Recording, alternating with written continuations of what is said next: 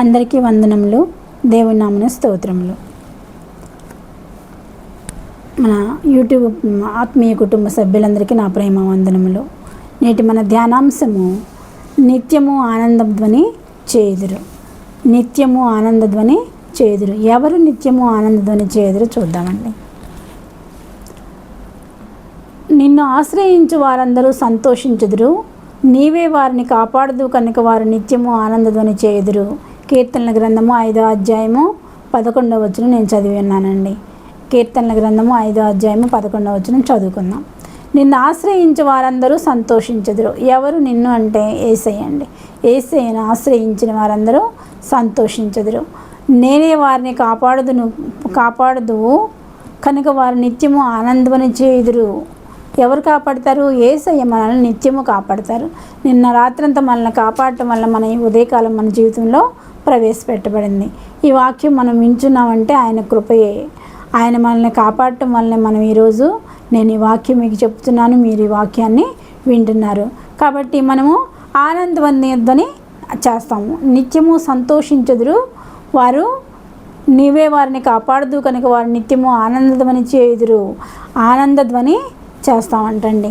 దేవుడు ఆశీర్వదించబడిన బిడ్డలు ఏం చేస్తారు? దేవుని సన్నిధిలో ఆనందధ్వని చేస్తారు. ఆరాధన సమయంలో ఆనందధ్వని చేస్తారు. కుమారుని ముద్దు పెట్టుకుని లేని ఎడల ఆయన కోపించును. ఎవరిని ముద్దు పెట్టుకోవాలి? కుమారుడు ఎవరు? యేసయ్య. యెహోవా తండ్రి కుమారుడు, ప్రియమైన కుమారుని మన కోసం ఈ లోకానికి పంపించాడు. ఆయన శిలువ మరణం నుండి 3వ దినమున తిరిగి లేచాడు. ఎవరి కోసం? మన కోసం లేచి ఉన్నాడు, చనిపోయి ఉన్నాడు. ఆయన పరలోకాన్ని భాగ్యంగా ఎంచుకొనకుండా కిందకి భూలోకానికి వచ్చి మనల్ని కాపాడాడు. మనల్ని రక్షించడానికి ఆయన శిలువలో రక్తాన్ని కార్చాడు.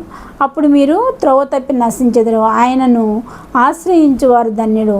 ఆయన అంటే యేసుప్రభు. యేసుప్రభుని ఆశ్రయించువారు ధన్యులు. కుమారుని ముద్దు పెట్టుకుని లేని ఎడల ఆయన కోపించిన. ఎవరు ఆయన కోపించేది? దేవుడైన యెహోవా తండ్రి. ఎవరైతే కుమారుడిని ప్రేమిస్తారో వాళ్ళని దేవుడు ప్రేమిస్తాడు. తండ్రి అయిన దేవుడు ప్రేమిస్తాడు. ఎవరు కుమారుని ద్వేషిస్తారో వారిని దేవుడు ద్వేషిస్తాడు. ఆయన కోపము రగులుకుంటుందంటండి. అప్పుడు మనం నశించిపోతాం. కాబట్టి మనం ఎవరిని ముద్దు పెట్టుకోవాలి? యెహోవా తండ్రిని ముద్దు పెట్టుకోవాలి. ఈ లోకంలో అనేకమైన వాటితో ముద్దులు పెట్టుకుంటూ ఉంటారు. కానీ దేవుణ్ణి ముద్దు పెట్టుకున్న వారిని దేవుడు ఆశ్రయిస్తాడు. వారు నిత్యము సంతోషంతో ఆనందంతో ఉంటారు. నిన్ను వెతికి వారందరూ నిన్ను గూర్చి ఉత్సహించి సంతోషించుదురుగాక. నీ రక్షణను ప్రేమించేవారు యెహోవా మహింపరచబడినగాక అని నిత్యము చెప్పుకొందురుగాక. యెహోవా మహింపరచబడతాడు. మన రక్షణను ప్రేమించినట్లయితే యెహోవా మహింపరచబడతాడు. కాబట్టి మనం ఆయన్ని గురించి ఉత్సాహగానము చేస్తూ ఉంటాం. ఎందుకు? మనల్ని ఆయన రాత్రంతా కాచి కాపాడాడు.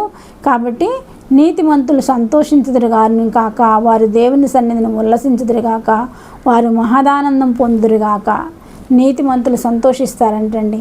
దేవుని సన్నిధిలో మహదానందాన్ని పొందుకుంటారంట. కాబట్టి ఇటు మహదానందం మనందరికీ కావాలంటే ఏం చేయాలి? దేవుణ్ణి ప్రేమించాలి, యేసయ్యని హత్తుకోవాలి. ఇక్కడ దేవుని ప్రేమించే వారికి ఏం జరుగుతుంది? మనం యేసయ్యని హత్తుకొని యేసయ్యని ముద్దు పెట్టుకుంటే మనకి ఏం జరుగుతుందో చూద్దామండి. ఇక్కడ దేవుని ప్రేమించే వారికి అనగా ఆయన సంకల్పం చొప్పున పిలువబడిన వారికి మేలు కలుగటకై సమస్తమును సమకూడి జరుగుచున్నవి అని మనం ఎరుగుదుము. సమకూడి జరుగుచున్నదని మనము ఎరుగుదుము. ఎవరికి? యేసయ్యని హత్తుకున్న వారికి, యేసయ్యని ముద్దు పెట్టుకున్న వారికి, యేసయ్యని ప్రేమించిన వారికి ఏం మేలు జరుగుతుందంట? ఆయన సంకల్పం చొప్పున పిలువబడిన వారికి సమస్తము, ఒకటి కాదు రెండు కాదు, అన్నీ సమస్తము మేలు కలుగుటకై సమకూడి జరుగుతున్నవని మనం ఎరుగుదము అని అంటున్నాడు ఇక్కడ. కాబట్టి మనకు తెలుసు ఆల్రెడీ యేసయ్యని ప్రేమించిన వారికి, యేసయ్యని హత్తుకున్న వారికి ఏం జరుగుతుందో. ఆయనకి దేవుణ్ణి ప్రేమించే వారి కొరకు ఏమి సిద్ధపరిచినో మనము గ్రహించలేము. అది కంటికి కనపడదు, చెవికి వినపడదు, హృదయానికి గోచరం కాదు. అంత మంచి మేలు దేవుడు మన కోసం దాచి ఉంచి అన్నాడండి. అది దేవుడు తన్ను ప్రేమించు వారి కొరకు ఏమి దాచి ఉంచాడో ఎవరికి తెలియదు. కాబట్టి అందుకే మనం ఏం చేస్తాము? హృదయంలో సంతోషిస్తాము, దేవుని సన్నిధిలో ఆనందిస్తాము, ఆరాధించేటప్పుడు ఆనందంతో ఆరాధిస్తాము. ఇలా ఆరాధించేవారు ఎవరు? నీతిమంతులు. నీతిమంతులు అంటే ఎవరు? ప్రభువైన యేసు రక్తంలో కడగబడి నీటి బాప్తీసం తీసుకున్న ప్రతి ఒక్కరు కూడా నీతిమంతులే. కాబట్టి నీతిమంతుడైన వారు ఏం చేస్తారంట?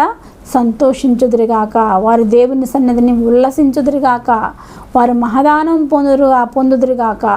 మహా ఆనందం అంటండి. ఈ లోకంలో ఏం ఆస్తులున్నా ఏమున్నా మనకి ఆనందం రాదు, కానీ ప్రభువైన యేసుని జీవితంలో కలిగి ఉంటే సంతోషము, సమాధానము, శాంతి మనకి అనుగ్రహించబడతాయి. కాబట్టి మనం ఎన్ని కావాలి అంటే ఏం చేయాలి? ప్రభువైన యేసుని హత్తుకోవాలి, ముద్దు పెట్టుకోవాలి. కుమారుని ముద్దు పెట్టుకొనడి, లేని యెడల ఆయన కోపించును.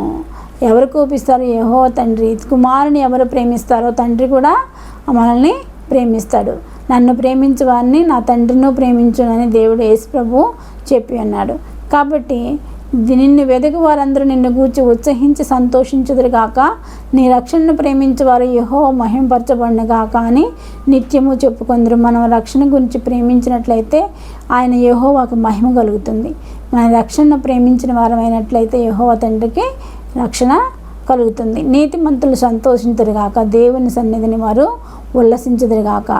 దేవుణ్ణి ప్రేమించే వారికి అనగా ఆయన సంకల్పం చొప్పున పిలువబడిన వారికి మేలు కలుగటకై సమస్తమును సమకూడి జరుగుతున్నవని మనం ఎరుగుదాము. సమస్తము ఒకటి కాదండి, అన్ని సమస్తము సమకూడి జరుగుతున్నాయని దేవుడు మనకి చెప్పి ఉన్నాడు. కాబట్టి చిన్న వాక్యం దేవుడు దీవించునుగాక. చిన్న ప్రార్థన చేసుకుందామండి. సర్వశక్తి మిక్కిలి కృపగలిగిన ఘనమైన యేసురాజు, నీ పాదములకు స్తుతులు స్తోత్రములు తండ్రి. అద్భుతకరుడా, ఆశ్చర్యకరుడా, నీ పాదములకు స్తుతులు స్తోత్రములు తండ్రి.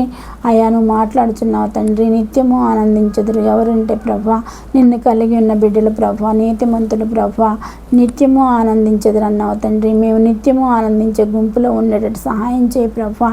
అయ్యా, నీ కొందనాలు ఆయన నీ బిడ్డల కొరకు నువ్వు దాచియించినది ఎంతో గొప్ప మేలు ప్రభా.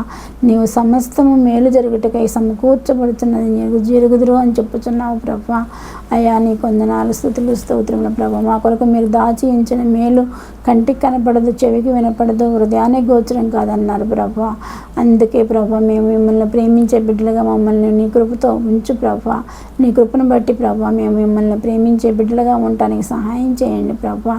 అయ్యా, అద్భుతకరుడా, ఆశ్చర్యకరుడా, ఆశ్చర్యకార్యాలు జరిగించే దేవా, మా జీవితాల్లో ప్రభా కలిగి ఉన్న దాన్ని మేము అంతవరకు పట్టుకొని ఉండటకు సహాయం చేయమని మా ప్రభును ప్రియకుమారుడైన యేసుక్రీస్తు నామమున అడుగుచున్నాను తండ్రి. ఆమెన్.